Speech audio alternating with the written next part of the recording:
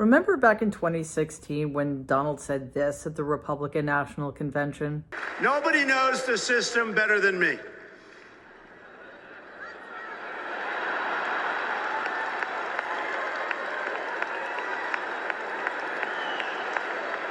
Which is why I alone can fix it. That was the kind of authoritarian wannabe rhetoric that's become increasingly common, and it's also become increasingly paternalistic, patriarchal, and violent. Not too long ago, Donald actually said this about women. I am your protector. I want to be your protector. As president, I have to be your protector. I hope you don't make too much of it. I hope the fake news doesn't go, oh, he wants to be their protector. Well, I am. As president, I have to be your protector. I will make you safe at the border, on the sidewalks of your now violent cities, in the suburbs where you are under migrant criminal siege, and with our military protecting you from foreign enemies, of which we have many today because of the incompetent leadership that we have. You will no longer be abandoned, lonely, or scared. You will no longer be in danger. You're not going to be in danger any longer. You will no longer have anxiety from all of the problems our country has today. You will be protected, and I will be your protector. Ew, no thank you. This kind of language just reminds us what a deep-seated misogynist Donald Trump is. And besides the fact that it's creepy, it's so hateful. It paints women as these helpless creatures who must be protected by men. It paints an incredibly bleak world in which women aren't safe unless they're under the strong protection of real men like Donald Trump. Of course, there's so much wrong with this.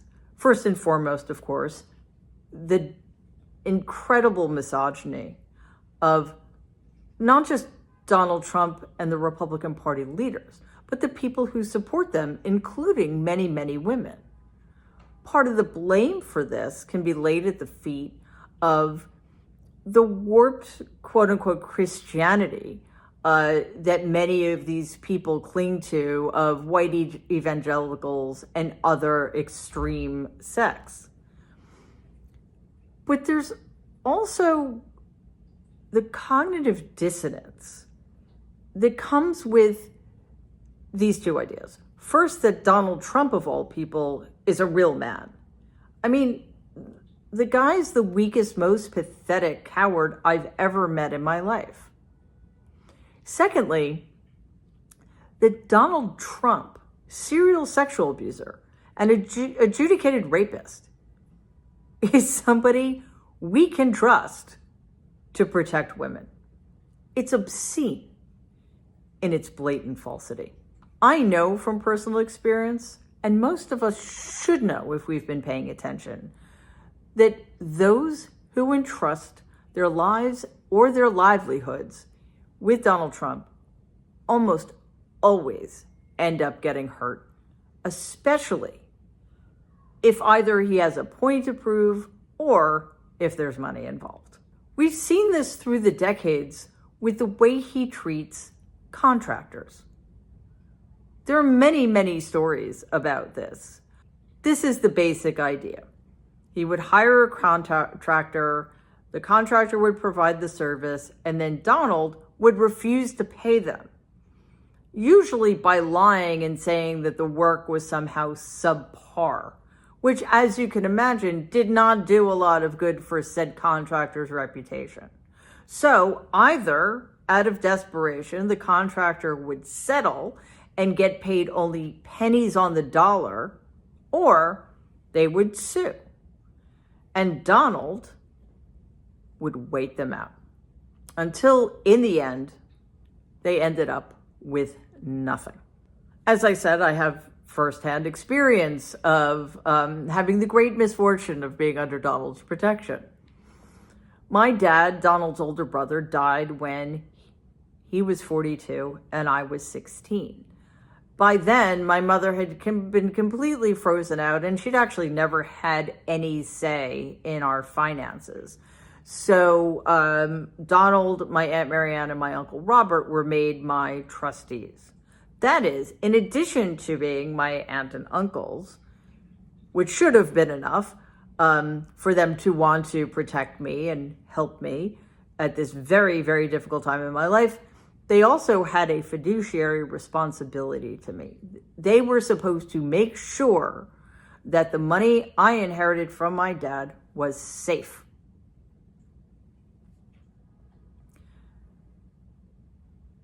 About 20 years after my dad died, my grandfather died, and I found out then that I had been completely disinherited.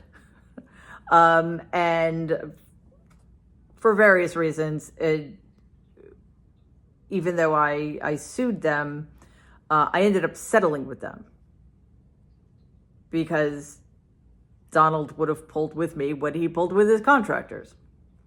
It wasn't until 2018, when the New York Times published its extraordinary investigative report into my family's finances, that I realized that the problem wasn't that my grandfather had disinherited me. He had every right to do that. It's that as my trustees, Donald, Marianne, and Robert, my aunt and uncles, stole my inheritance.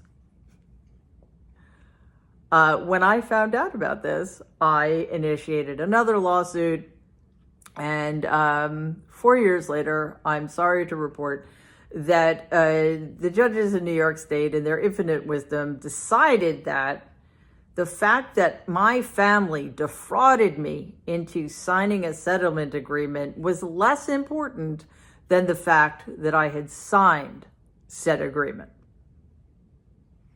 A year after my lawsuit, Donald sued me, claiming that the non-disclosure agreement I signed at the time of the settlement precluded me from speaking about him at all under any circumstances, even though, as we know, he's a very, very public figure. That lawsuit is proceeding apace. Yeah, he keeps winning that lawsuit. He's suing me for $100 million. Now, the truth of the matter is, there's a very real possibility that even if he were to win, he won't get any money. Not any money of consequence, but, and I know this because somebody involved in the case told me this, he's continuing the lawsuit because he wants me to shut up. That is how Donald Trump treats private citizens, whether or not they're his family.